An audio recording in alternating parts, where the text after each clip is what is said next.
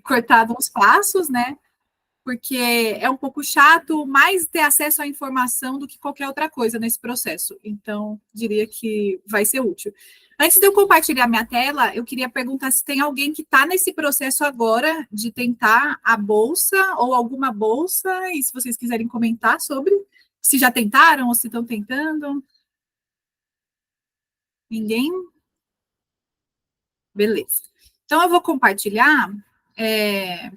Me falem se vocês estão vendo. Sim, beleza.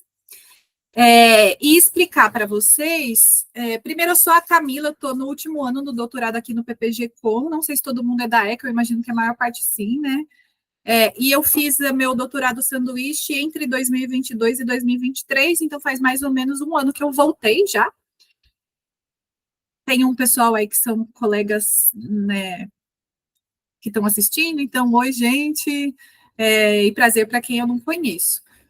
O papo de hoje vai ser um papo específico sobre a bolsa do programa Print da CAPES. Isso não significa que a gente não vai passar por temas que são relevantes para qualquer outro tipo de internacionalização de intercâmbio. Mas eu diria que muitas das especificações vão estar relacionadas ao print.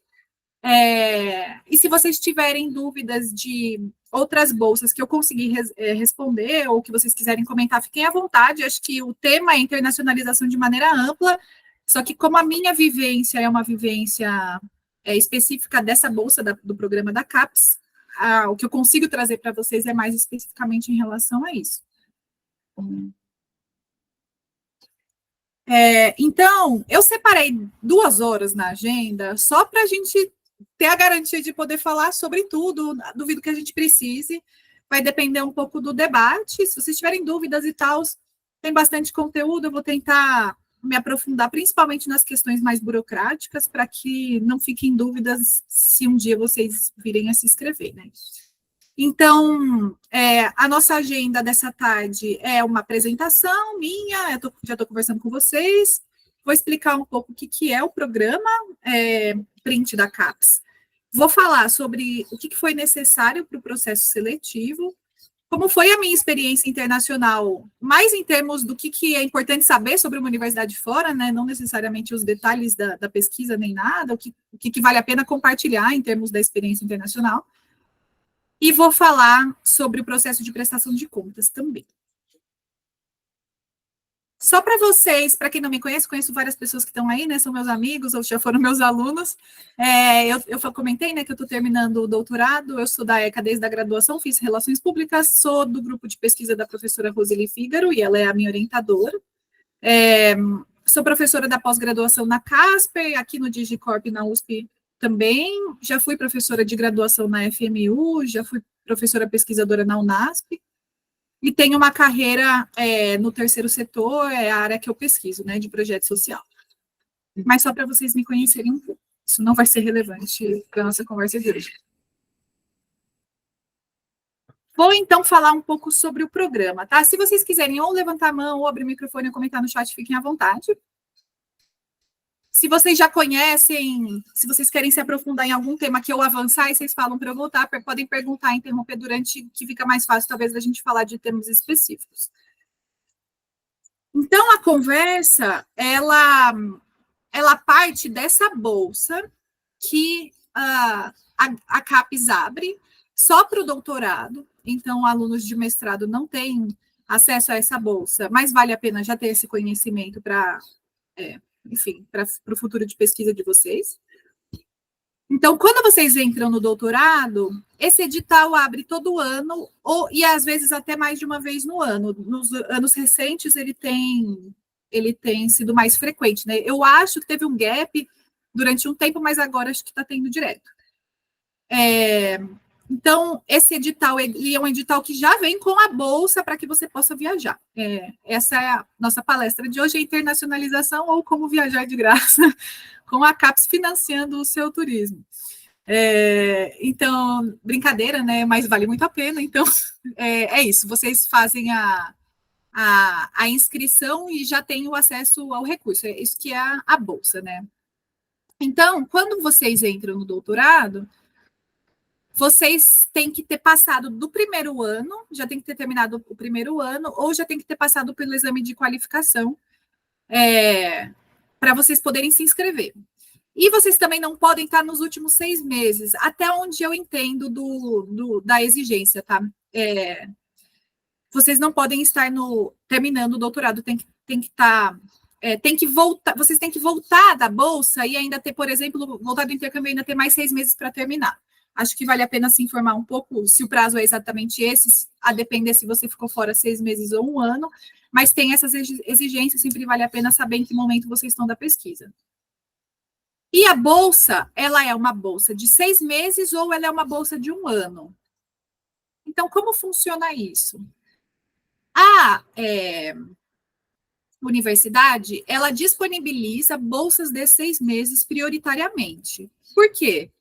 Porque se você pega uma bolsa de 1 ano, isso significa que alguém não vai ter uma bolsa. Então, para você ter 2 bolsas de 1 ano, uma bolsa de 1 ano é como se fosse o equivalente a 2 bolsas de 6 meses.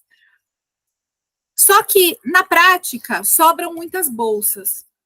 Então, não é necessariamente uma desvantagem conseguir uma bolsa de 1 ano, você não necessariamente vai prejudicar alguém, eu vou me aprofundar mais nisso.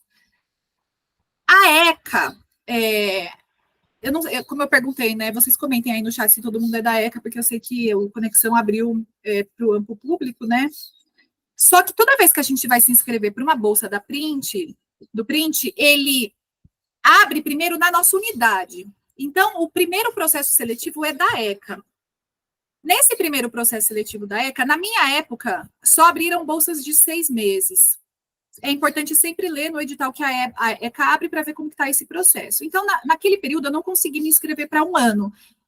Mas, como tem momentos de repescagem e sobram vagas, nesse momento, muita gente muda o pedido para um pedido de 1 ano. Então, vale a pena sempre, durante o processo seletivo, entender se vocês já podem se inscrever para ficar mais ou se vale a pena esperar caso você tenha muito interesse. Não era meu caso, então eu fiquei de boas com a bolsa de 6 meses. E aí, como eu comentei, esse primeiro processo, então, acontece dentro da ECA e depois o processo passa para uma etapa dentro da USP, eu também vou falar sobre isso em seguida.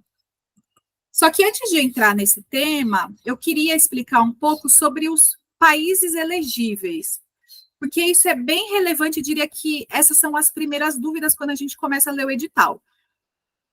Porque, pela característica dessa bolsa em particular, o Print é uma bolsa que depende única e exclusivamente do aluno, do discente pesquisador, né, de doutorado, fazer um esforço para conseguir uma carta convite de uma universidade. É basicamente isso que esse é o principal desafio durante o processo seletivo, e é nesse momento que a gente fica na dúvida de, bom, da onde que eu consigo receber essa carta? Para que universidade eu posso ir?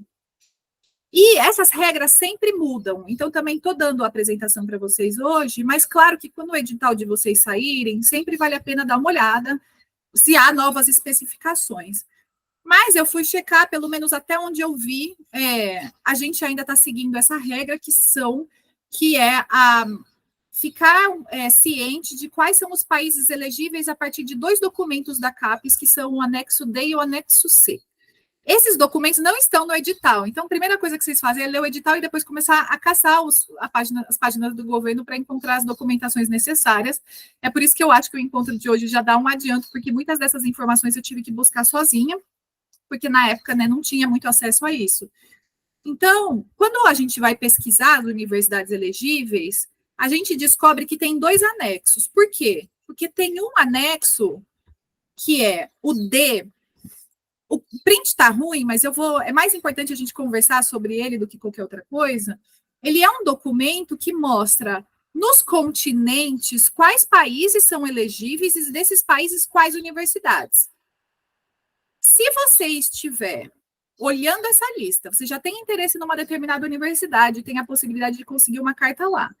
Vocês olham e essa universidade não está na lista, então você vai para o anexo C, ver se o país que você quer ir está na lista do anexo C. Vai ficar mais claro quando eu comparar. Então, por exemplo, um dos países que eu tinha interesse em ir, e é para onde eu fui, era a Inglaterra. Só que aqui na lista do anexo D, a Inglaterra só tem as top universidades. Então, a gente já percebe que pelo anexo D, a USP dá uma prioridade para as principais universidades desses países que estão listados. Então, na Inglaterra tem a King's College, tem a Universidade de Oxford e Cambridge, e acabava aqui, basicamente. E eu estava indo tinha interesse em ir para uma universidade menor. Aí a USP, fiquei, né, caçando as informações, me passou o anexo C. No anexo C, tem uma lista de países nos quais o print aceita que você vá para outras universidades que não estão listadas. Então, eu vim aqui, olhei o Reino Unido, estava listado e entendi que eu poderia ir para uma outra universidade que não eram as prioritárias. Só que, por exemplo, muitos brasileiros vão para Portugal. Portugal está na primeira lista e não está na segunda. Então, em Portugal, voltei aqui para vocês verem, tem também as principais universidades, que é normalmente para onde os brasileiros vão. Então, Universidade de Coimbra, Minho, Universidade de Porto, Lisboa, etc. Só que se vocês quiserem ir para uma universidade que não está listada, o print muito provavelmente não vai autorizar, porque não está na lista C. O motivo disso, muito provavelmente, é para não despender recursos em universidades que não têm prestígio, mas sempre vale a pena tentar conversar, enfim, caso vocês tenham muito interesse em fazer com um determinado pesquisador que tem a ver com o tema de vocês, eles não estão listados, vale a pena conversar na USP. Só que a USP não decide o processo seletivo final, quem decide é a CAPES, eu vou explicar isso um pouco mais adiante. Só que às vezes a USP tem respostas que não estariam nos editais, enfim, então acho que sempre vale a pena tirar essas dúvidas. Estados Unidos é a mesma coisa, né? Então eles dão, que é um outro país que as pessoas vão muito, dão uma lista, quando você vê, tem basicamente só as Ivy League, só as principais universidades. Mas quando você vê no anexo C, eles aceitam as demais universidades, porque os Estados Unidos está aqui. Se vocês tiverem dúvida em relação a esse tema, podem comentar, porque eu vou avançar. Aqui eu quero comentar uma questão muito importante que eu também demorei um pouco para entender, porque não é comum para nós no Brasil, que é muitas universidades de fora do Brasil, não sei se na América Latina isso acontece, acredito que não, mas principalmente na Europa e acho que na América do Norte também, as universidades cobram uma taxa. Elas cobram duas taxas. Essa taxa é a tuition fee ou é o bench fee. Então, é a taxa administrativa ou a taxa de bancada. Essas são taxas que a CAPES não cobre. Ou seja, é importante vocês entenderem para a universidade que vocês estão indo ou têm interesse em ir, se essa universidade cobra essa taxa. Vocês encontram essas informações nos sites, ou vocês encontram essa informação entrando em contato. Eles normalmente respondem área administrativa da universidade, ou coordenador do curso, ou o próprio professor que vocês estão em diálogo. Só que não fechem as portas só porque está escrito no site que eles cobram, porque inúmeras universidades zeram essa taxa para intercambistas que vão ficar, tipo, só 6 meses. Então, foi o meu caso. Essa taxa na universidade que eu fui era muito cara, gente, muito cara, tipo 17 mil libras, né? Só que eles zeram. Então, a taxa está lá para quem puder pagar, basicamente, né? As universidades da Europa, elas estão muito, assim, em muitas medidas muito quebradas. Eles recebem muitos alunos ricos de outros países, então eles têm critérios para zerar ou não a taxa desse aluno. Tem universidade que essa taxa é menor. Então, eu tenho vários amigos que pagaram, porque eles queriam. Então, tem uma amiga que foi para Oxford, mas em Oxford a taxa era 2 mil reais, não 20 mil libras. Então, é caro, mas é pagável, vale a pena pela experiência, etc. E para ir para Oxford, né? Nas universidades de Portugal, até onde eu sei também, se alguém souber mais informações, é a mesma coisa. Eles cobram e eles não zeram essa taxa, mas é um pouco mais barato. Não sei se chega a ser só, eu acho que é em torno de 1.500 euros, mas eu não tenho certeza se é euros ou reais. Então, é caro, mas dependendo, né, se a CAPES estiver pagando seus outros custos, às vezes para você vale a pena o investimento. E tem países que não cobram. Então, a Holanda não cobra, a Alemanha, eu acho que não cobra. Então, também sempre tem que se informar sobre isso. E aí, basicamente, a CAPES não cobra, só que você pode usar o dinheiro, se sobrar, para você tentar cobrir esse custo. Aí eu vou explicar um pouco mais sobre isso quando a gente for falar dos valores da bolsa em si.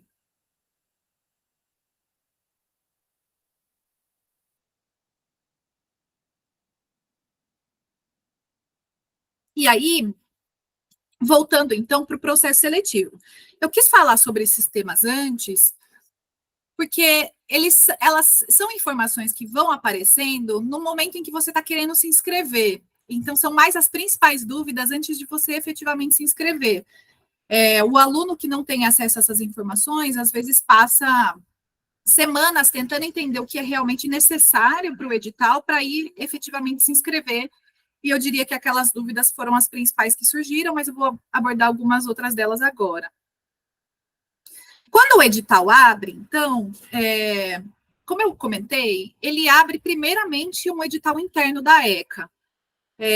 E se vocês forem de outras unidades, abrem também editais para as respectivas unidades. A quantidade de bolsas, ela está atrelada à pontuação do programa. Por isso que é muito importante que o nosso programa suba de nota. Quanto melhor a nota CAPES do nosso programa, mais bolsas do Print a faculdade recebe.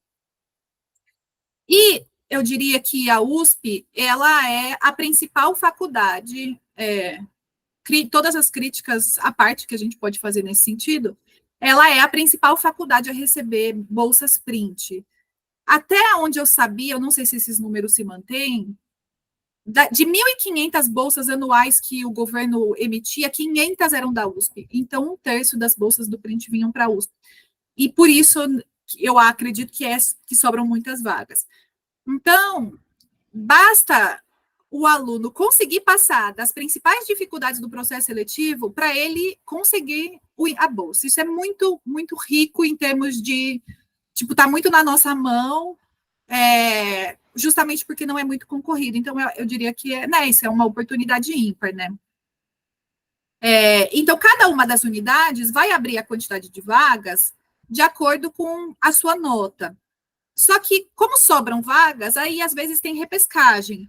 Então, se vocês tentaram se inscrever para o Print no ano que teve mais concorrência, pode ser que você não seja selecionado pela ECA ou pela sua unidade no primeiro momento, mas depois eles passam umas semanas, eles convocam quando sai a lista geral. Então, também não desanimar nesse sentido. O primeiro processo é da ECA e, portanto, os nossos professores, eles vão avaliar o nosso projeto, o nosso currículo, caso tenha uma competição e eles tenham que escolher quem vai ou quem não vai. Quando esse primeiro processo é avaliado pela ECA, eles também checam se você enviou todas as documentações, se elas estão de acordo. Aí isso vai para a USP mais faz uma checagem do que qualquer outra coisa, porque como a unidade já selecionou, a USP meio que fala, bom, a unidade fez o trabalho, agora a gente vai checar burocracias. E nesse momento de checar burocracias é onde a USP, às vezes, barra um aluno ou outro por conta de algum documento que eles não aprovaram. Se a USP aprovou, sai um edital com o seu nome e basta você esperar a CAPES entrar em contato. É muito difícil que a CAPES vá barrar. A CAPES é a última instância, né? Então, tem essas 3 instâncias, mas é muito difícil que chegue no último momento e a CAPES tenha que barrar, porque todos os outros anteriores já checaram tudo. E aí, o que a gente precisa efetivamente nesse edital? O que é simples?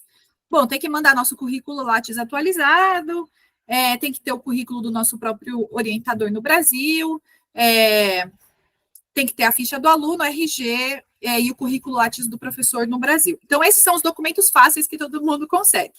Onde que começa a ficar mais complicado, mas não é nenhum bicho de 7 cabeças. Nós precisamos ter uma carta convite do professor de fora do Brasil, professora, né, pesquisador fora do Brasil, nos convidando para ser um pesquisador visitante na universidade dele. Essa carta tem algumas exigências, então tem que ter o período que o professor está te recebendo, exatamente, eu estou indo de março a, sei lá, setembro, então precisa ter essas exigências, o nome da universidade, a assinatura. Vale a pena? Por que eu acho que vale a pena entender, se vocês tiverem com dúvidas em relação a isso, mandar um e-mail para o print@usp, perguntando exatamente o que tem que estar na carta, porque o que acontece as universidades de fora do Brasil são muito burocráticas, daqui a pouco eu vou falar um pouco sobre isso, elas demoram para mandar essas cartas, eu recebi a minha no último dia do edital. Então, se eu tivesse se tivesse uma informação errada e eles precisassem refazer, talvez eu perdesse o edital. Então, é mais ficar atento em relação a esses detalhes. E o edital, assim, ele abriu e em um mês eu tinha que entregar. Então, em um mês ter que correr atrás de tudo isso, principalmente da carta convite, é o que é mais difícil. É aí que começa uma corrida contra o tempo. Quando vocês pedirem a carta convite, vocês pedem o currículo do professor de fora, né? Então, esse o currículo do professor e a carta convite dizem respeito à universidade de fora, essa é uma coisa bem difícil de conseguir, mas eu vou falar especificamente sobre esses temas. Aí a gente tem que fazer o nosso plano de estudos ou plano de trabalho, que é como se fosse o nosso projeto condensado, com o que a gente vai realizar nesse período que estivermos fora. Esse projeto é bem importante, pensando que a ECA vai escolher quem é que vai, né? Então a ECA também tem que ver relevância no projeto. Esse plano de estudos pode ser realizado em português ou em inglês. Eu recomendo que vocês já façam na língua que o orientador de fora vai ter que ler, porque dá menos trabalho, já que pode mandar para a ECA em inglês mesmo, né? E tem que mandar o comprovante de proficiência. Também aqui, uma parte mais chata. Então, o que eu quero me aprofundar com vocês agora? A carta convite, o que é necessário, o plano de trabalho, o que é necessário, e a proficiência, o que é necessário. Alguma dúvida até aqui?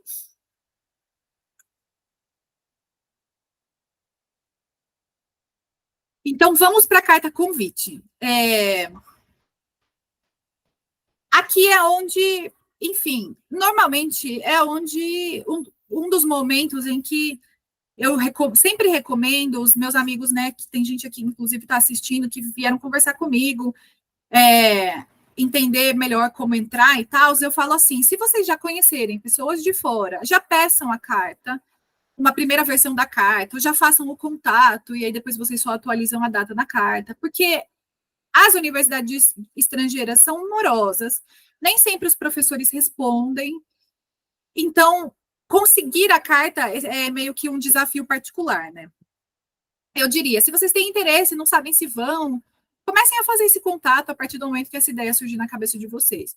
Então, inicie o processo para conseguir a carta o mais rápido possível. As universidades estrangeiras, elas podem ser burocráticas. Então, o que eu percebi? Que tem universidade que eu entrava em contato e fazia contato direto com o professor. Então, o professor falava comigo, mandava carta, ele nem metia a administração da universidade na nossa relação. Só que isso muda de universidade para universidade, de país para país. Para a universidade que eu fui efetivamente no final das contas, a partir do momento que eu entrei em contato com o professor, ele ficou interessado, ele me colocou em contato com a administração da universidade e todo o relacionamento foi feito com eles, não com o professor.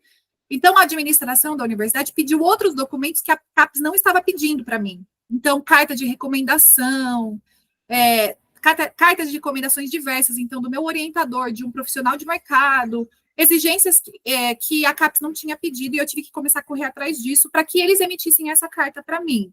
Por isso que é sempre bom ter mais tempo, quanto mais tempo, melhor para ter essa informação, né? E aí, efetivamente, como eu consegui a carta? Como as pessoas conseguem a carta? Acho que esse às vezes é um desafio. E a minha recomendação faça um mapeamento dos autores que vocês estão lendo, né? Pesquisadores que estudam a mesma coisa que vocês pesquisam. Vejam onde eles trabalham, né? Se eles são professores de pós-graduação, tem que ser, né? Eles têm que ser professores da pós-graduação. Se a universidade deles é eleita, e aí comecem a fazer os contatos.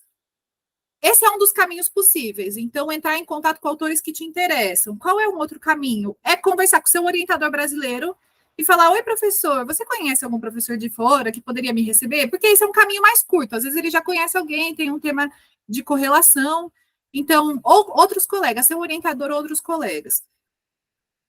Esses são os dois caminhos que eu acho que melhor funcionam. Não sei se teriam outros.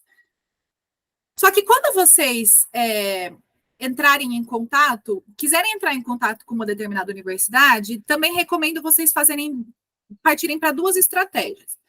Mandar e-mail diretamente para o professor, que vocês têm interesse, ou mandar e-mail para o departamento que ele trabalha. Simplesmente porque às vezes eles não respondem e-mail, não vem e-mail e você está correndo contra o tempo. Então, aconteceu comigo, deu mandar e-mail para pessoas que nunca responderam e eu tentar via chefe delas, e aí eles me encaminharam e funcionou, ou teve pessoas que eu nunca consegui o contato. Então, dito isso, a minha última recomendação para ter mais chances, tentem contato com vários professores. Eu mandei e-mail para professor nos Estados Unidos, mandei e-mail para professor na Alemanha, na Holanda, na Dinamarca, em Portugal, na Espanha e na Inglaterra. Para vocês terem uma ideia, poucos foram os que efetivamente eu avancei até o final no processo. Então, tem gente que responde, para de responder, tem gente que responde e fala que não tem interesse. Ao final do processo, eu consegui 2 cartas, da Holanda e da Inglaterra. Então, eu gostei porque, assim, eu pude escolher para onde eu queria ir. Isso é raro também de acontecer, porque esse processo, às vezes, é tão devagar, moroso, e tantas poucas pessoas respondem, que você fica feliz se você consegue uma carta. Conseguir mais de uma já é né, esse luxo de você poder escolher. E aí eu fui.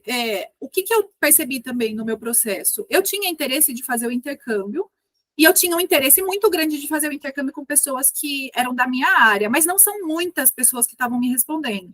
Então, ao final do processo, na dúvida se eu ia conseguir com o meu professor de interesse mesmo, eu estava tentando com o outro, esse outro grupo da Holanda, eu não tinha muita proximidade, mas eu tinha interesse em fazer um intercâmbio, seria um aprendizado de qualquer forma, então eu avancei no contato com eles. Mas quando chegou no final, o professor que eu tinha interesse pesquisa exatamente a mesma coisa que eu, a carta dele saiu, aí foi mais fácil de escolher, né?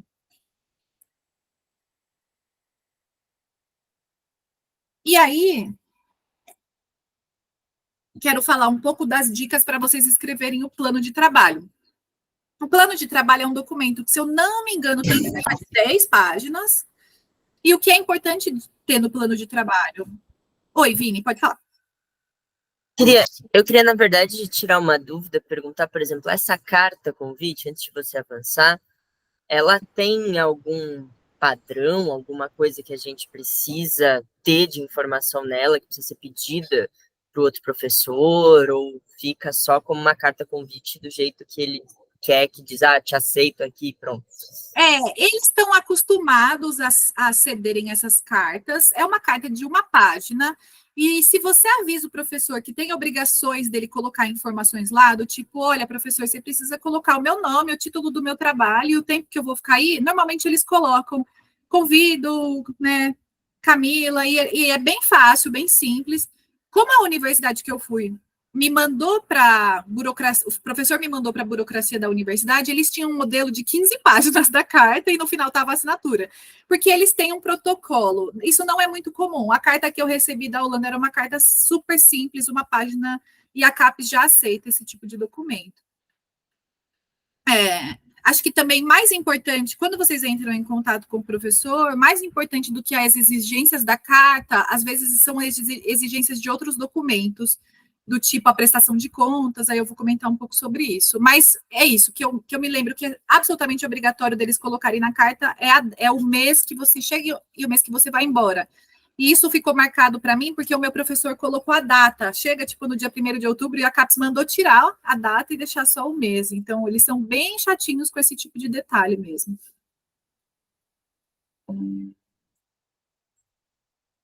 E aí, partindo para o plano de trabalho, o plano de trabalho também não tem um modelo, né? A CAPES não tem um modelo. Se alguém tiver interesse e vai começar o processo para se inscrever, me avisa que eu mando para vocês a minha, porque eu também recebi de outros amigos na época. É um documento de cerca de 10 páginas, como eu comentei, acho que vale a pena já fazer na língua que vocês vão submeter, mas, se eu não me engano, aí eu também acho que vale a pena dar uma olhada no edital.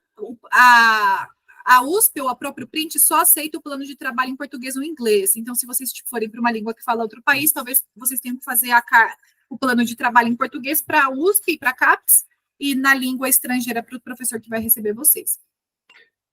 Esse plano de trabalho, ele é relativo ao período que vocês vão ficar fora. Então, ele tem que ser razoável para ser atingível, por exemplo, dentro de 6 meses. Então, não vale a pena que o plano de trabalho ele seja um resumão da pesquisa de 4 anos de vocês. Às vezes, na correria, a gente acaba fazendo isso. Mas eu percebo que os professores, principalmente estrangeiros do norte global, eles são muito pragmáticos. Não necessariamente são um elogio, tá, gente? Mas eles são, isso é característica cartesiana, assim, de professor europeu e norte-americano, né? Então, eles são muito pragmáticos e eles querem saber exatamente o que você vai fazer lá nesses 6 meses. Então, vale a pena que, por mais que tenha um quadro teórico de referências mais amplo, que tenha momentos em que vocês colocam os objetivos, as metas e o cronograma, que isso seja mais realista, porque na cabeça desses professores e professoras, eles entendem mais claramente como eles podem contribuir com a pesquisa de vocês. Quando que o plano de trabalho é útil para vocês entrarem em contato com o professor? Quando vocês vão pedir a carta. Então, o que, que eu fazia? Oi, fulano, esse daqui é meu projeto. Eu anexava o plano que eu tinha que mandar para a USP, para a CAPES, né?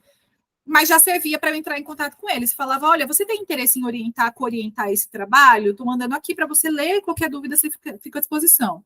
Então, isso ajudava muito para eles entenderem onde eles estavam pisando. E eu sempre recomendo justificar, tanto teórico ou metodologicamente, por que você quer visitar esse país, essa universidade. Então, você pode falar, olha, eu vou fazer a minha pesquisa de campo aqui, ou, olha, aqui tem uma literatura que me interessa e que eu não tenho acesso no Brasil, aqui eu vou fazer entrevista, aqui, enfim, tentem justificar de maneira teórica ou metodológica, tanto para o print quanto para o professor de fora, porque que você quer viajar. E esse é um critério que a ECA também leva em consideração na hora de um desempate. Que a ECA é a primeira avaliação, então eles vão falar, olha, esse aluno aqui faz muito sentido que ele vai, ele está justificando melhor e tal. Então, aqui um plano, um momento do plano para a gente se dedicar bem. Realize esse plano compatível com o período que vocês vão ficar, então 6 meses não dá para fazer milagre, às vezes menos é mais, não precisa querer abraçar o mundo. Se você colocar lá que nesse período você vai realizar entrevistas, já é super justificável. E eu acho que vale muito a pena esclarecer com muita clareza quais os objetivos que vocês querem atingir ao final da estadia. Então, ao final da estadia, eu quero ter feito tantas entrevistas, ao final da estadia, eu quero publicar um artigo sobre determinado tema.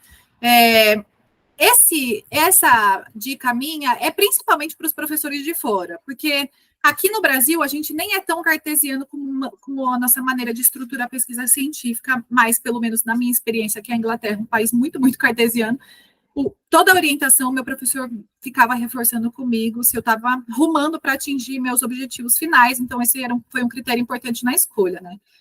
E aí, para isso, monte um bom cronograma razoável com esses 6 meses. Esse cronograma é obrigatório, tá? Então, tem que ter cronograma dentro do plano de trabalho, pelo edital, né? Dúvidas, comentários?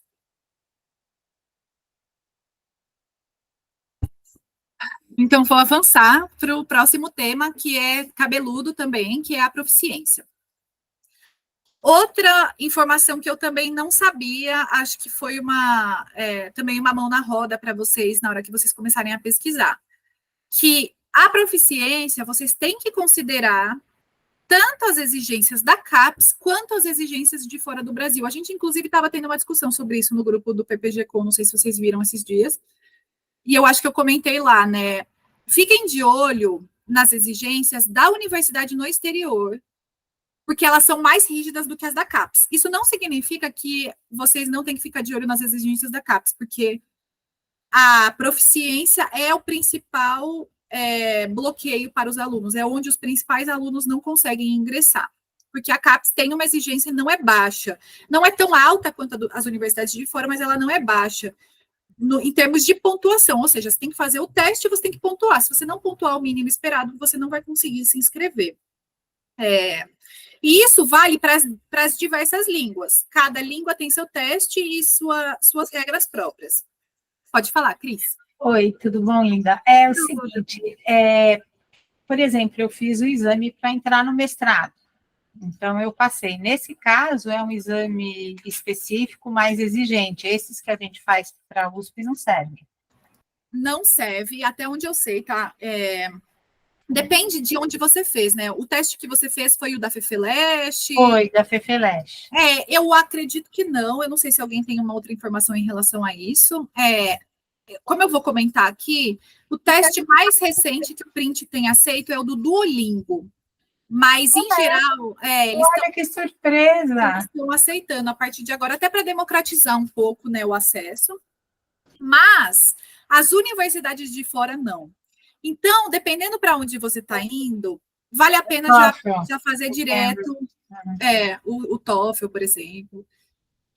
Então, eu recomendo vocês, nesse processo, né, estudar primeiro, antes de vocês decidirem qual teste fazer, estuda primeiro a universidade que vocês estão por mais que eu tenha falado, fale com várias universidades, em geral, se vocês estiverem indo para uma universidade que aceita os testes em língua inglesa, vale a pena vocês fazerem esses, porque mesmo na França, na Espanha, tem universidade que aceita o teste em língua inglesa, porque muitas universidades dão aulas em inglês. Como a minha sugestão para vocês é fazerem as cartas, enviarem as cartas para vários lugares, caso vocês estiverem na dúvida de qual universidade vocês vão, mas tem um teste que todas aceitam, vale a pena talvez fazer um desses testes de uma língua que talvez, por exemplo, o inglês. Eu só acho que é uma informação que eu não sei, tá? Vocês têm que checar. Se a CAPES aceita que seja o inglês, caso vocês estejam indo, por exemplo, para a França. Até onde eu sei, eles aceitam, mas eu recomendo checar essa informação. Porque imagina, Cris, a exigência de proficiência para as faculdades europeias, quando o exame é o TOEFL, o Cambridge, é muito, muito alta. É uma pontuação absurda, do tipo, eu acho que eu comentei no grupo, no TOEFL tem que acertar 100 de 120, é muito difícil. E só que aí, quando você entra em contato com eles acabam liberando, porque eles estão meio que num debate anticolonial e decolonial, que não faz sentido eles ficarem exigindo isso dos alunos que não são nativos em inglês, só que isso muda de universidade para universidade, então pode ser que esse seja um critério, às vezes, de desempate. Então, chequem isso. Por exemplo, na minha universidade, eu tive que fazer o TOEFL, que tem 4 provas e, portanto, 4 pontuações, né? Eu já explico sobre isso melhor. E aí, em uma das pontuações, eu estava com 1 ponto a menos. Aí eu falei, pronto, era só o que me faltava, né? Mas aí eles liberaram de boas, mas eu tive que entrar em contato para perguntar. Então, o teste que eu vou falar para vocês vou falar sobre o TOEFL. Vou falar sobre a prova em inglês, na verdade, porque essa foi a minha experiência, tá? Eu não consigo falar pelas demais línguas, só que como aqui também muita gente acaba fazendo em inglês, vou acabar comentando um pouco mais sobre ela, até porque tem uma especificidade particular do inglês que não acontece muito com as outras línguas, que é a seguinte: o TOEFL é dividido em 2. Tem um TOEFL mais barato e menos exigente, vou usar entre muitas aspas, porque é uma língua, um teste em outra língua, nunca é fácil. Mas tem o TOEFL completo e o TOEFL mais básico. O TOEFL mais básico custa metade do preço. Então, muita gente acaba optando pelo TOEFL mais básico por esse motivo. A USP aceita o TOEFL mais básico, a USP e a CAPES, né? Ou seja, se vocês quiserem se inscrever para um determinado país e o Print aceita, muita gente faz o TOEFL, que é o ITP. O ITP é o TOEFL mais barato. Eu acho que estava custando tipo 500, 600 reais há um tempo atrás, o outro custa mais de 1.000, que é o IBT. Mas não façam o TOEFL ITP se vocês estiverem indo para uma universidade que fala, que tem exigência de proficiência, porque eles não aceitam. As universidades norte-americanas, europeias, que exigem a proficiência, em geral, só aceitam o TOEFL IBT, que é o mais caro. Então, também, antes de resolver pagar o teste por ser mais barato, vejam se a universidade vai aceitar. Se ela está pedindo e se ela vai aceitar.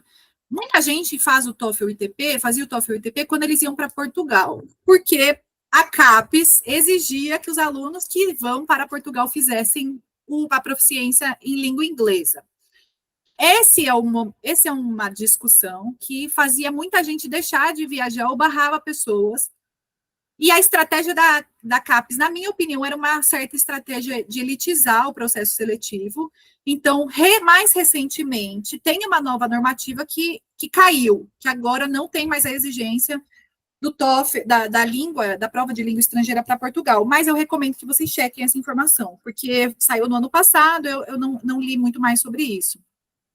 Só que na época que eu fiz, meus amigos que estavam tentando ir para Portugal faziam o TOEFL ITP, era mais barato, e a Universidade de Portugal mesmo não existe, é isso que vocês têm que entender, né? Então, só faz o IBT se a faculdade que vocês estão indo exige o TOEFL. Se for só uma exigência da CAPES, faz o TOEFL, que é mais barato, e inclusive um pouco mais fácil de passar. Por quê? Porque no TOEFL ITP não tem que fazer prova falada, então você não tem que falar inglês e você não tem que escrever, você só tem que ouvir e ler.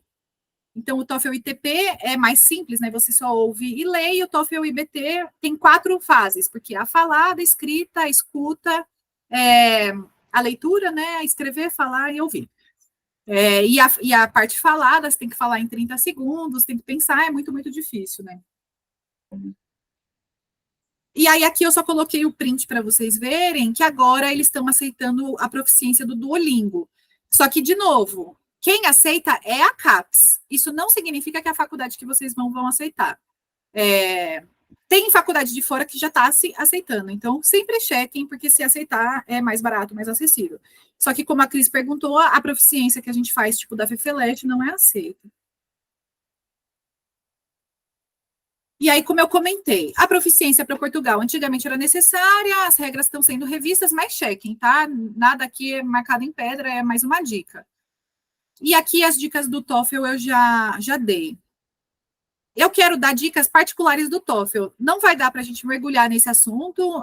Lá no grupo o pessoal estava comentando que assistiu uma palestra específica do TOEFL. Eu acho que se vocês tiverem que fazer o TOEFL, qualquer outra dessas provas, né, seja em outra língua, seja os outros testes de língua inglesa, dediquem parte significativa do processo seletivo para estudar a lógica da prova de proficiência. Porque foi uma corrida contra o tempo. Ao mesmo tempo que eu tinha que montar o projeto, eu tive que correr atrás da carta e estudar para proficiência. Porque o TOEFL, né, que foi o que eu optei por fazer, tem uma prova com uma lógica própria, particular. Eles não estão testando se você sabe falar inglês, eles estão testando se você sabe fazer o TOEFL. Essa aqui é a grande verdade. As pessoas nos próprios Estados Unidos não passam na prova, né, para vocês terem uma ideia. Então, ele é uma prova, é um teste, né, que tem umas manhas.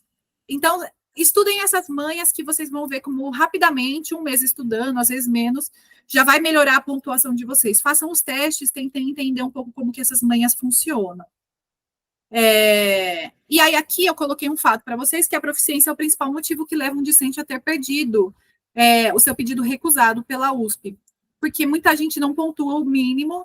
É muito triste, né, que esse seja um critério, principalmente para países como Portugal, mas isso acontece, espero que agora pare de acontecer, mas é onde pega um pouco, então eu acho que vale um esforço aqui, né? Muita gente presta correndo e às vezes não tem tempo para estudar, sabe falar inglês, mas como o TOEFL é tipo uma prova cheia de pegadinha, não passa por... Eu não vou falar que é por bobeira, porque estudar é muito difícil, mas não passa, às vezes, tendo esse conhecimento, né? Então acaba sendo triste. Eu já estou avançando para o final, tá, gente? Então, quando vocês são aprovados, vocês fizeram o TOEFL, sei lá, o teste que vocês decidem fazer, viram que conseguiram a pontuação, conseguiram a carta, vocês vão se inscrever. Se a ECA aprovar vocês, a ECA vai enviar os selecionados para a USP vai publicar essa lista geral. Após esse período, o processo passa a ser gestionado, gerido pela própria CAPES. E a CAPES tem umas plataformas, e são plataformas públicas do governo federal, fiquem de olho, porque coisas acontecem. E, às vezes, vocês estão correndo contra o tempo. Por quê? Porque tem gente que se inscreve para o edital, é aprovado e começa a ser avaliado pelo sistema CAPES, às vezes faltando 2 meses para a data que vocês colocaram que vocês querem viajar. E isso é muito delicado, porque a CAPES não é muito rígida com os prazos que eles mesmos têm que cumprir. E alguns alunos acabam saindo prejudicados nesse sentido, até onde eu sei, por pelo menos 2 motivos. Um deles é você ficar esperando o dinheiro cair para você comprar suas passagens. Se você tiver um cartãozinho de crédito, um dinheiro na conta, comprem as passagens, simplesmente, porque comprar as passagens em cima da hora vão custar mais de 10 mil reais, dependendo de onde vocês estiverem indo. Então, às vezes, não vale a pena esperar o dinheiro da CAPES, porque às vezes o dinheiro caiu uma semana antes de vocês viajarem. E o outro motivo é o visto. Eu, por uma sorte, fui para a Inglaterra, que não tem exigência de visto de estudante se você vai ficar lá só 6 meses. Porque o visto de turista deles é um visto de 6 meses. Só que na Europa continental, nos Estados Unidos, e mesmo países latinos, a depender de onde vocês estão indo, qualquer lugar do mundo, se tiver uma exigência de visto para ficar mais do que 3 meses, visto de estudante, esses processos são morosos e a CAPES é lenta. E aí ficar na mão de vocês. Ninguém vai fazer um milagre por vocês. É correr atrás, é pressionar a CAPES, é ficar enchendo o saco. Eles têm uma plataforma onde vocês conseguem entrar em contato. É correr atrás de tudo que for necessário para conseguir o visto, se vocês estiverem com esse prazo muito apertado. Então, também uma dica que eu dou nesse sentido é que quando abre o edital, às vezes o edital abre com 2 datas. Vocês podem ir no verão ou vocês podem ir no inverno. O que eu fiz foi escolher ir no primeiro período, era o inverno europeu, o verão no Brasil, só que eu peguei o final do edital. Então, o prazo limite, eu poderia ir de setembro a novembro. Aí eu escolhi ir em outubro. E o meu processo seletivo foi em abril. Então, eu tive 4 meses para me preparar. Isso é muito raro e é um luxo, porque muitos alunos têm 1 mês só para se preparar, para correr atrás do visto e para comprar as passagens. Então, tem que ficar de olho nessas datas. Quando a CAPES te autoriza, você vai ter acesso a algumas plataformas do sistema CAPES, que uma se chama Linha Direta, que são plataformas que você fica em contato direto com o técnico da CAPES, que ele fica responsável pelo seu processo. Você tira dúvidas com eles e ele vai começar a te pedir coisas. Olha, manda tal documento, e ele começa também a te entregar coisas. Esses avisos da plataforma chegam como notificação no e-mail que você cadastrou, só que vale a pena ficar de olho no sistema se estiver dando algum erro. A CAPES vai emitir 2 documentos que são muito importantes. É a carta de concessão e o termo de outorga. Esses são documentos burocráticos, eu não vou entrar no detalhe deles, mas eles são necessários na hora de vocês pedirem um visto de estudante para um determinado país. Então, vocês não conseguem pedir o visto enquanto vocês não tiverem esses documentos. Às vezes, vale a pena pressionar a CAPES ou ficar enviando e-mails, né, por meio dessa plataforma para ver se eles mandam logo a documentação para vocês poderem pedir. E é nessas documentações que também eles informam para vocês o quanto vocês vão receber, qual é o valor e tal. Eu vou falar sobre isso. Então, aqui o auxílio financeiro. Eu coloquei para vocês o print da minha bolsa, que está em libras. Vocês têm que sempre dar uma olhada Eu coloquei no final do PowerPoint, depois eu mando para a Carol, para o pessoal, para vocês terem acesso. Tem os links. E lá tem os links, tem um link que tem, tipo, a planilha de valores em vários países, em várias moedas, né? Então, euro, dólar, libra, enfim. E aí vocês conseguem comparar. Aqui vai estar em libra, só que se vocês precisarem entender minimamente quanto seria se fosse em dólar ou em euro, é fazer uma conversão básica, porque essas moedas são parecidas. Agora, se for América Latina, aí tem que fazer uma conversão que é um pouco mais chata, mas aqui vocês já conseguem ter uma noção. Se eu não me engano, porque a bolsa, ela cai em reais na sua conta. E se eu não me engano, eu recebi 60 mil reais, o que é equivalente a 10 mil libras. Acho que somou mais ou menos 10 mil libras aqui. O que eles pagam? O seguro-saúde. O seguro-saúde é obrigatório e vocês têm que fazer antes de vocês irem viajar. Então, assim que o dinheiro cair na conta, ou assim que vocês ficarem sabendo, já entrem em contato com uma seguradora. A minha foi a Landseg, é uma seguradora muito especialista em atender os alunos da CAPES. Escreve assim, eu coloquei aqui no chat. E a Landseg também é meio barata, então, tipo, ficou R$ 1.500, eles pagam 500 libras, ou seja, sobrou dinheiro do seguro-saúde. Façam o seguro-saúde para o tempo que vocês forem ficar lá e peçam cobertura do máximo de coisas que vocês conseguirem, justamente porque não é muito caro. E lembrando que precisa fazer o seguro-saúde antes de viajar, porque a CAPES vai pedir para vocês anexarem lá na linha direta, que é o sistema deles, o comprovante de que vocês estão assegurados. Aí eles pagam também uma bolsa mensal. Se você for ficar 1 ano, eles pagam mensalmente por 1 ano. Se você fica 6 meses, pagam mensalmente por 6 meses. Eles pagam de maneira meio aleatória. Então, às vezes, eu nunca entendi o dinheiro que caía na minha conta. Eles não pagam tudo de uma vez. Eu tinha que ficar fazendo 1000 cálculos. Porque eu acho que primeiro eles pagaram a passagem em um mês, depois eles mandaram 3 meses. Vocês precisam ser bem organizados com o dinheiro, porque vão calculando mais ou menos o quanto que eles estão mandando e o quanto vocês estão gastando.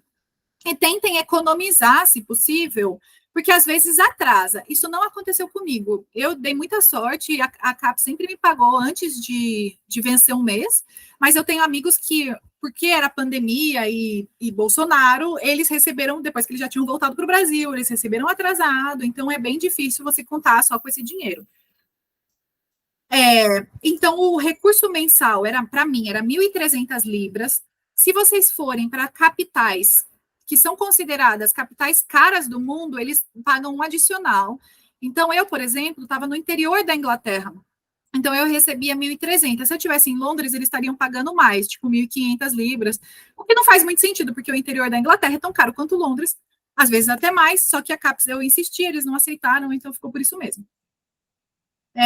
E além desses do mensal, eles também pagam a mais, que eles chamam de acomodação, que é como se fosse um mês a mais. Então, em vez de receber 6 meses, eu recebi 7. É bem útil, porque às vezes vocês têm que pagar coisas, vocês vão alugar uma casa, tem que pagar adiantado e tal.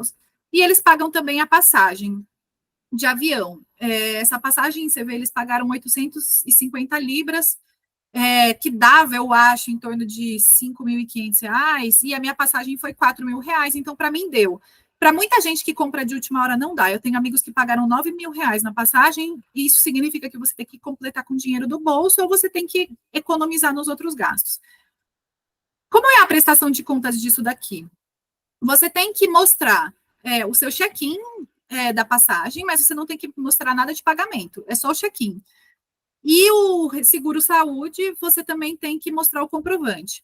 Ou seja, não tem que prestar contas fiscais, de nota fiscal de como você gasta seu dinheiro. Se você quiser gastar seu dinheiro todo no pub, é problema seu. Isso não é um problema para a CAPES. E esse valor mensal, só para vocês terem uma ideia, ele dá apertado, a depender do país que vocês estão indo. Então, a Inglaterra é um país muito, muito caro. E eu tive bastante dificuldade em encontrar moradia. Eu vou falar um pouco mais disso em seguida. Mas é isso. É bem difícil achar moradia, as cidades universitárias estão bem sobrecarregadas e tal. Então, dos 1.300 mensais, o meu aluguel era 750 libras. Então, sobrava menos que a metade para eu comer, me transportar e tal. Então, dá para viver assim, apertado. Mas a comida lá é mais barato. Então, se você vai no mercado, é econômico, os valores de mercado lá são proporcionalmente muito diferentes daqui. Então, vamos supor, né? Aqui uma coisa custa R$ 30, lá custa 2 libras. Então, no câmbio, né?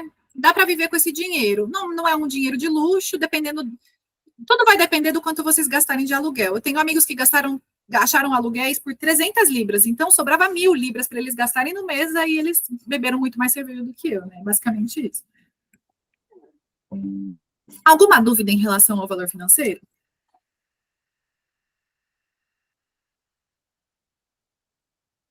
Muita gente me pergunta se com esse valor dá para levar família. Eu acho que não. Eu acho difícil, para mim já era bem apertado. Tá? Alguém levantou a mão? Eu ouvi o barulhinho? Foi sem querer. Oi, Claudinei, pode falar. Aí ele que estava em 2 reuniões, né?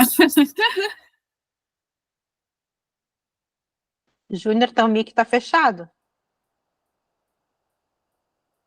Eu acho que ele está digitando. Ele falou comigo no chat. Beleza.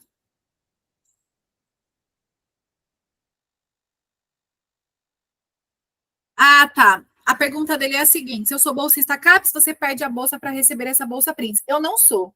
Mas os meus amigos que são, eles colocam a bolsa em stand-by. Então, um dos documentos que a CAPES pede quando você está se matriculando, né, no processo seletivo, é uma carta de próprio punho falando que você está tipo, abrindo mão da sua bolsa no período que você estiver fora. Então, eles congelam a sua bolsa que você tem do doutorado e quando você volta a receber. Tá? Até onde eu sei é isso, tá? Não faria muito sentido, né, perder a outra bolsa. E não tem nenhuma exigência para o processo seletivo que você seja bolsista, nem nada. Não precisa ser, porque eu não era. Eu não sou bolsista porque eu trabalho tempo integral, né? Então.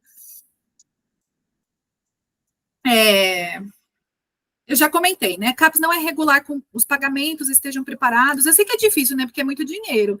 Só que, assim, é só a gente que vai sofrer se faltar. Então, tem que ter um pouco de organização nesse sentido. Ou um cartão de crédito, que seja. Primeira parcela pode chegar em cima da hora, não esperem. Como eu comentei, os maiores gastos são com estadia. Agora, sobre a estadia, eu só quero dar umas dicas, porque acho que elas são importantes. Eu me sinto uma pessoa que teve sorte, porque eu entrei num grupo, quando vocês quiserem entrar no processo seletivo e tal, vocês podem me avisar, tem N grupos de WhatsApp com as pessoas que estão indo naquele ciclo. Então, todo mundo que está indo, todo mundo que já foi, e ajuda muito para tirar dúvidas. As pessoas já tinham me alertado para não alugar nenhuma casa ou nenhum quarto do Brasil, porque tem muito golpe. Então, você aluga, eles pedem um depósito, você paga e a casa não existe. Isso acontece em todos os países que eu tenho amigos que foram, isso acontece. Então, qualquer lugar tem que ficar esperto com isso. Qual foi a minha sorte? Eu conheci nesses grupos do WhatsApp uma brasileira que estava voltando. E aí, na mesma cidade que eu estava, que eu ia aí, né?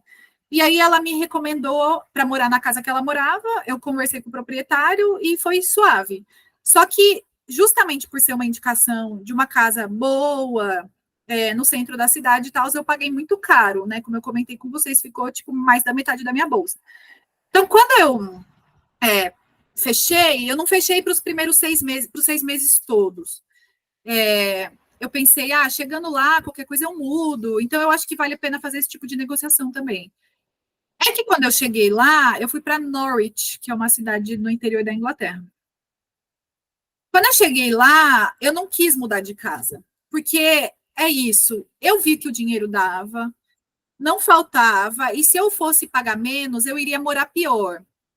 É um luxo, assim, né? Mas como é o dinheiro que eu estava recebendo, eu estava escolhendo, né, gastar com a minha vivência lá, eu trabalho.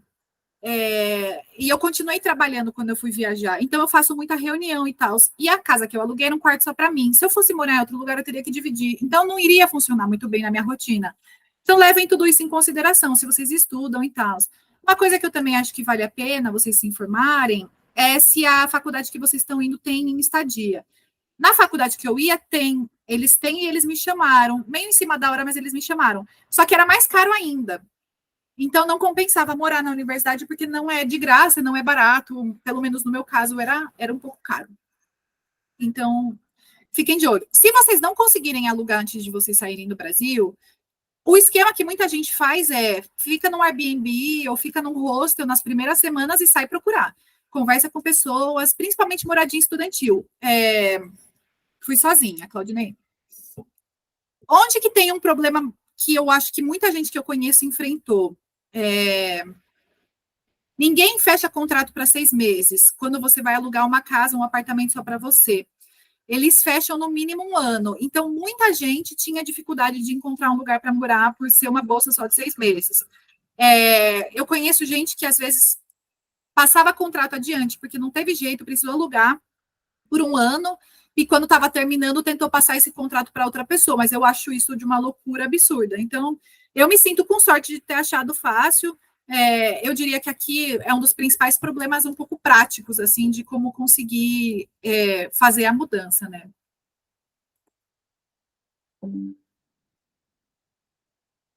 E aí, sobre essa vivência que eu comentei com vocês que eu ia falar, mais a título de dicas que podem ser comuns para todo mundo, né? Porque cada vivência é muito particular. Mas eu notei pela minha experiência e pelos meus amigos que eu fiz lá, né? Que a experiência desse doutorado no exterior, ela não é uma experiência, principalmente com essa bolsa da CAPES, né? Ela não é uma experiência muito formal. Você vai lá e você tem um objetivo muito claro do que você vai fazer, você vai assistir aula. Isso não acontece. O primeiro motivo disso é que o doutorado no exterior, principalmente, né, no norte global, porque até acho que na América Latina tem mais aula, um pouco mais parecido com o Brasil, não tem, os pesquisadores não são entendidos como alunos, né? Um aluno de PhD, ele é um pesquisador, então ele não tem aula, né? Os meus colegas não tinham disciplinas para cumprir. Então, se eu chego lá e não me engajo, eu não tenho o que fazer na universidade, porque eu não tenho obrigatoriedade nenhuma com a universidade, porque eu não tenho uma pesquisa necessariamente para entregar lá e eu não tenho as aulas. Então, a experiência é muito somos nós que fazemos. E isso vale muito se tem um bom casamento com o seu orientador ou orientadora de fora. Que no meu caso foi muito bom. Eu fui muito privilegiada, porque o meu orientador de lá é muito engajado. Então, ele me chamava toda semana, a gente fazia orientação, ele me apresentou para o grupo de pesquisa dele e eu participava do grupo de pesquisa e ele me dava dicas de seminários que estavam tendo. Só que se ele fosse menos engajado ou eu tivesse preguiça desse relacionamento, eu poderia ter passado 6 meses sem vê-lo e ninguém não queria falar nada. Isso acontece com muita gente. Acontece com pessoas que vão e não se relacionam bem com o orientador, ou o orientador faz um descaso.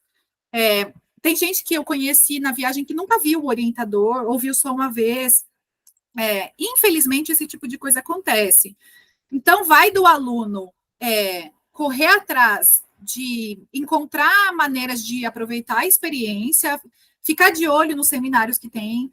Esses seminários são dados por outros pesquisadores ou por outros alunos, trocar essas experiências, tentar participar de grupos de pesquisa e não desanimar se seu orientador de fora não for prestativo, porque infelizmente é algo que foge do nosso controle, mesmo no Brasil a gente, às vezes passa por isso, e eu acho que não pode deixar de perder a experiência por esse motivo. Tipo, eu sempre desejo boa sorte, mas é uma coisa que foge um pouco do controle de vocês. E uma outra coisa que acontece também é que muitas faculdades não necessariamente te matriculam como aluno. Elas não são obrigadas.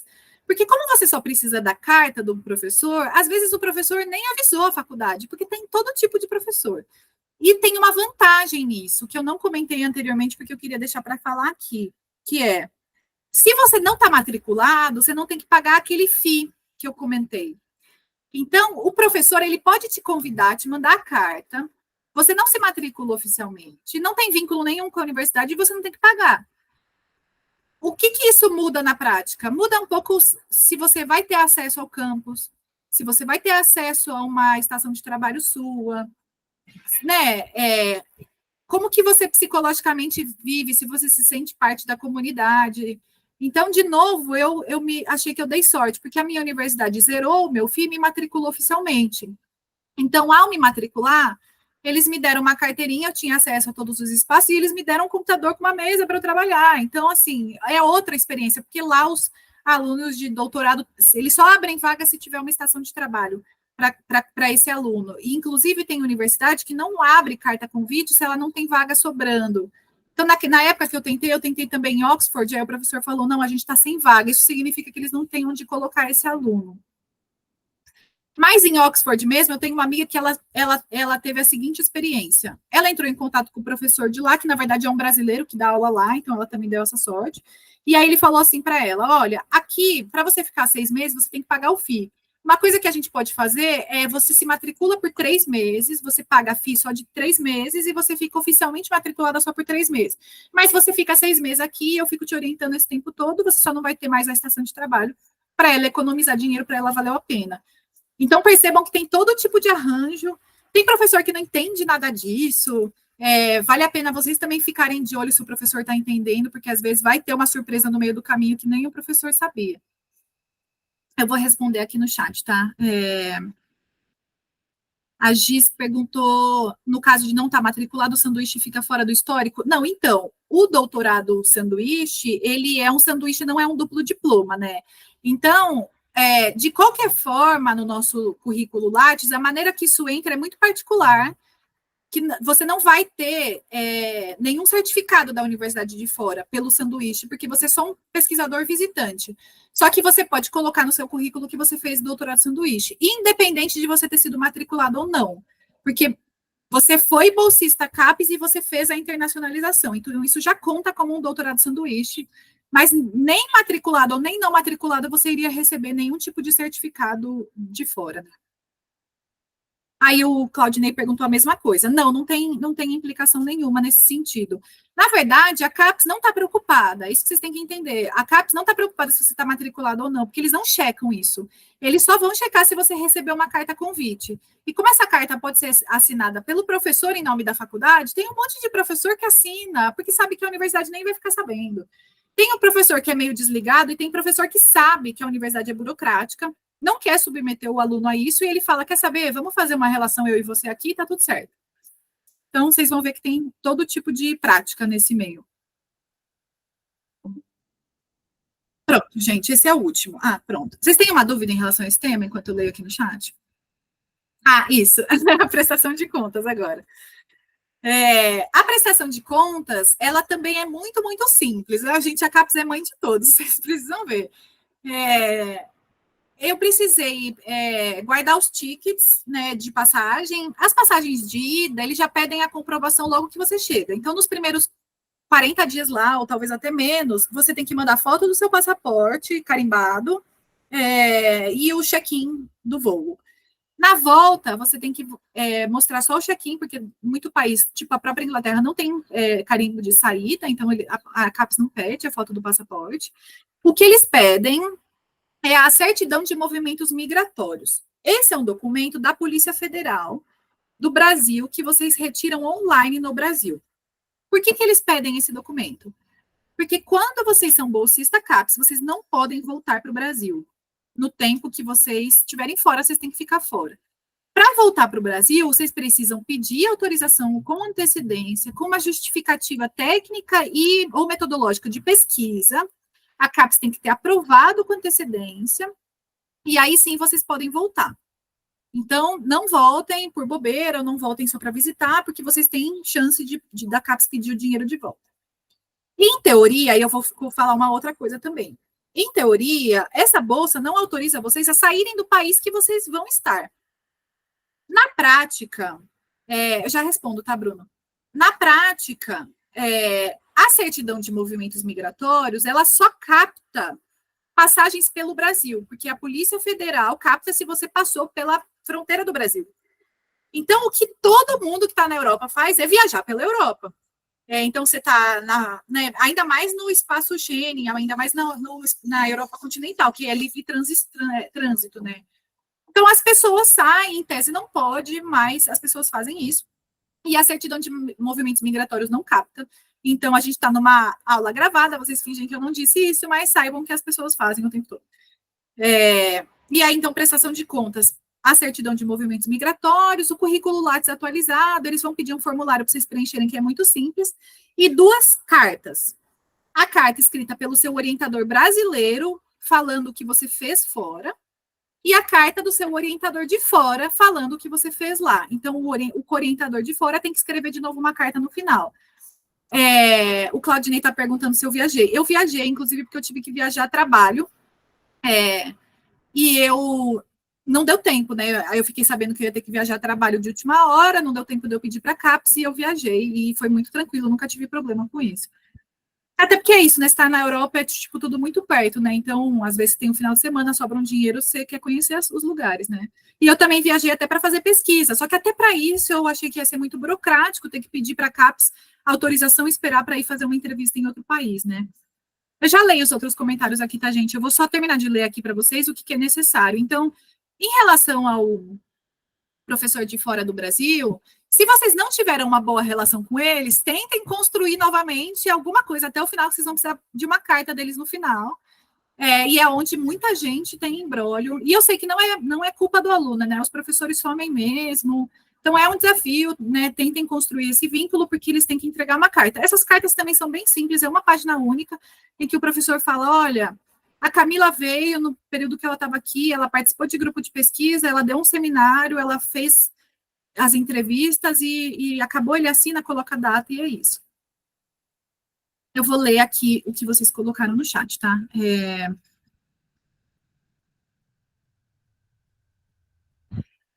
Já que está perguntando quando que esses editais abrem. Olha, como eu estou falando especificamente do edital print, é meio aleatório, abre 1 ou 2 vezes no ano, se eu não me engano, tá? Eu preciso ver como está essa frequência. Antigamente era só 1 vez no ano, aí agora está sobrando vaga, eles estão abrindo mais. E basicamente, quando abre, a Maria, se vocês são do PPG-Com, manda no nosso e-mail, se vocês são de outros programas, tem que ficar de olho nos e-mails USP, eles divulgam o edital, e, de novo, sempre de última hora, eles divulgam o edital, você tem que se matricular em 1 mês, então adiantem os documentos que vocês puderem. A Carla perguntou, se o professor estrangeiro só orientar no mestrado da universidade, porque algumas universidades separam o PhD, né, mas está ligado ao programa de pós, é possível fazer o sanduíche com esse orientador? Eu não sei responder. Eu acredito que sim, porque eu nunca vi a CAPES é muito exigente com o currículo do orientador de fora. Então, é algo que é necessário checar para ver se é possível. Eu não sei dizer. A maior parte dos professores que eu entrei em contato eram professores do doutorado, né? Então, para mim, nesse sentido, foi mais fácil. Eu acho que eu estou esquecendo de comentar alguma coisa. Esse daqui é o slide das referências, tá? Então, leiam os editais, os valores de bolsa. Esse contato aqui, print@usp.br, eles são muito solícitos. Eles respondem, eles tiram dúvidas, então fiquem em contato com eles. Vocês perguntaram, né? De novo. Bruno já tinha perguntado, eu não tinha visto, se pode voltar por emergências familiares.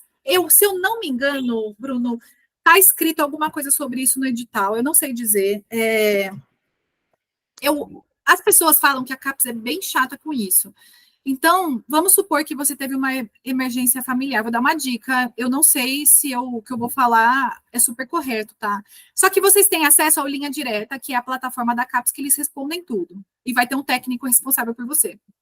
Vamos supor que você teve uma emergência familiar. Registra lá antes de você comprar sua passagem e sair do Brasil.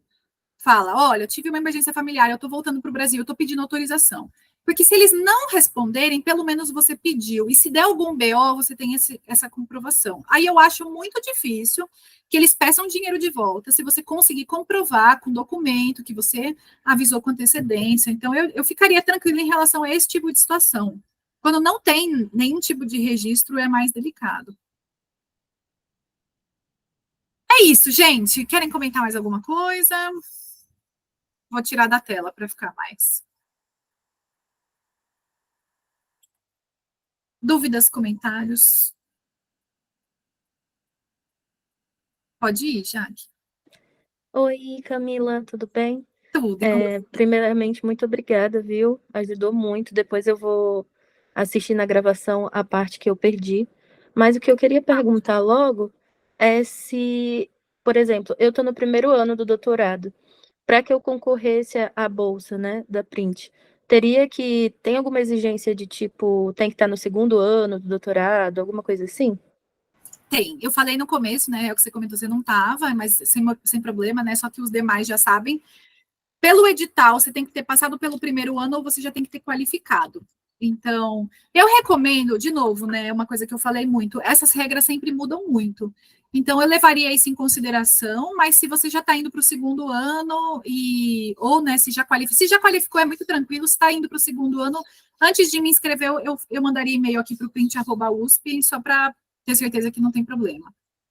Entendi, muito obrigada. Imagina, a Carla está perguntando se o aluno se adoecer, se acidentar, pode retornar, tem problema. Pode retornar, até onde eu sei, tá? Também não quero passar muita informação detalhada sobre isso. Principalmente se ele se acidentar, né? Eu conheço pessoas que precisaram voltar. Eu conheço pessoas que o pai morreu. É que eu não sei muitos detalhes de como foi esse processo para essas pessoas. Mas, até onde me falaram, vamos supor que você tem 6 meses. Você fica 3 meses, você não recebe o resto da bolsa, e se você recebeu, você tem que devolver. Então, a relação é mais financeira com a CAPES para acertar nesse tipo de situação do que qualquer outra coisa. Eu lembrei o que eu queria ter falado. Também surge muito essa dúvida. Vocês têm uma bolsa, de novo, vou dar 6 meses de exemplo, se for um ano, a mesma coisa. Muita gente não sabe quando pode ir, quando pode voltar. Então, vamos supor que a bolsa de vocês começa agora no dia 1º de abril. Vocês podem ir comprar passagem de ida até 30 dias antes. Ou até 14 dias depois do dia 1º de abril. Então, nesse raio, né, nesse período, vocês precisam comprar passagem. Não comprem a passagem depois de 15 dias, porque senão vocês não recebem a bolsa integral daquele mês. A CAPES vai cortar dinheiro por vocês terem ficado menos de um mês lá. Muita gente prefere deixar mais para o final, tipo ir no dia 12, 13 do mês, porque você economiza um gasto de aluguel, e muita gente prefere ir antes, porque se está com dinheiro, quer viajar, vai antes. E na volta? Na volta, quando a bolsa de vocês acaba, vocês podem ficar mais 2 meses ainda fora do Brasil. Vocês não vão receber dinheiro por isso, só que se você guarda o dinheiro, quer viajar, você também pode ficar até 2 meses, respeitando regras de visto, qualquer coisa assim, vocês têm até 2 meses para ficar depois. Então, tem gente que vai e fica né, 7, 8 meses, aproveitando essa estadia.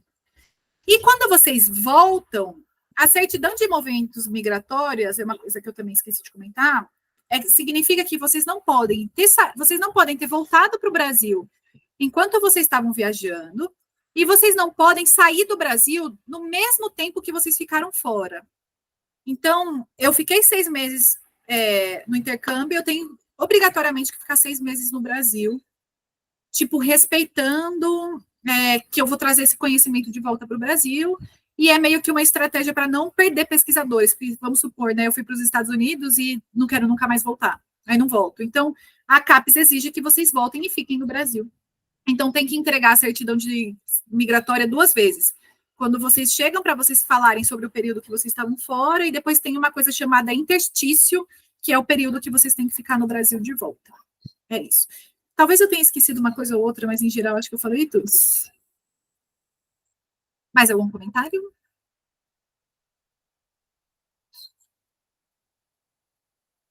É isso, então, pessoal. Espero que vocês viajem. E se vocês viajarem, espero que vocês aproveitem. E eu fico com o meu contato à super disposição, né? Se vocês, na hora que vocês forem fazer o processo, se vocês tiverem dúvidas, eu fico, né, aqui para ajudá-los. Conteúdo excelente, Camila, sempre. Obrigada, viu? Obrigada, Cris. Beijo, pessoal. Adorei. Beijo, pessoal. Obrigada.